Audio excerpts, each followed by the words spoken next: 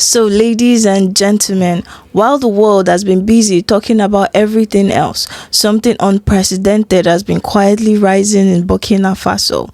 We're talking about a 500-bed, fully solar-powered mega hospital, the largest in West Africa, that has already opened its doors in Bobo Dioulasso. And that, ladies and gentlemen, is just the beginning.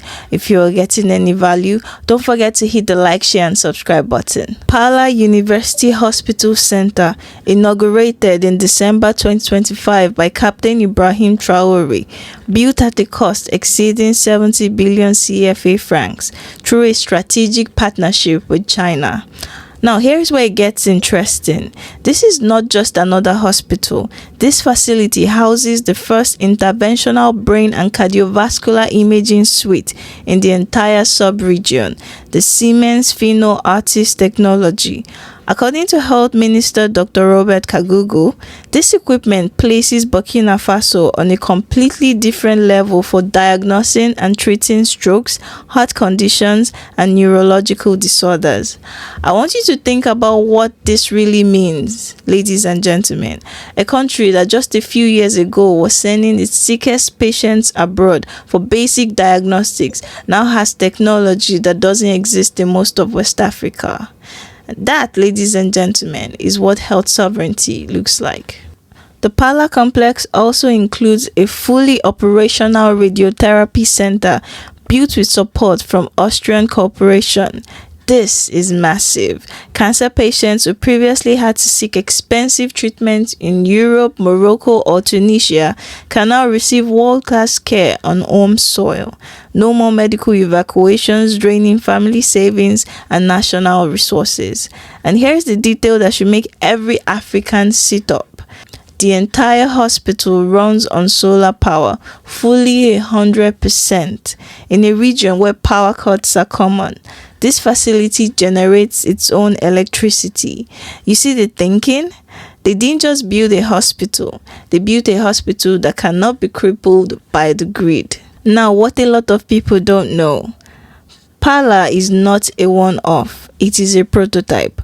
Under the Presidential Health Initiative, the government is transforming 55 health and social promotion centers across all 13 regions into fully equipped communal medical centers, 5 new intensive care units, 2 hemodialysis units, a dedicated heart institute, and all of this backed by 12% of the national budget allocated to the Ministry of Health.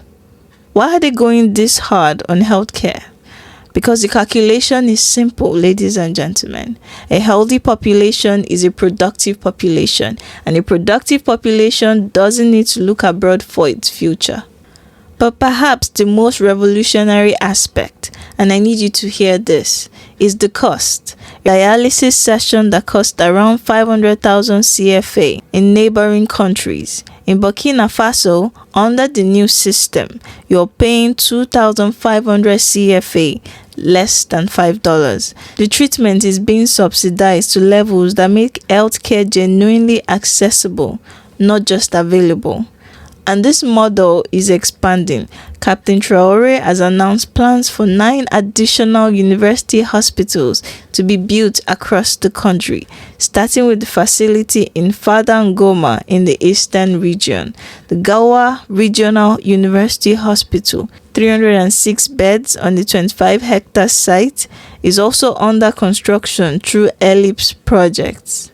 The vision is clear. No Burkinabe should have to leave the country to receive world-class medical care. Ladies and gentlemen, let me be clear with what you're witnessing. This is not just infrastructure. This is a country that was written off by many. A country facing serious security challenges, deciding that its people deserve the best medical facilities on the continent, and then building them.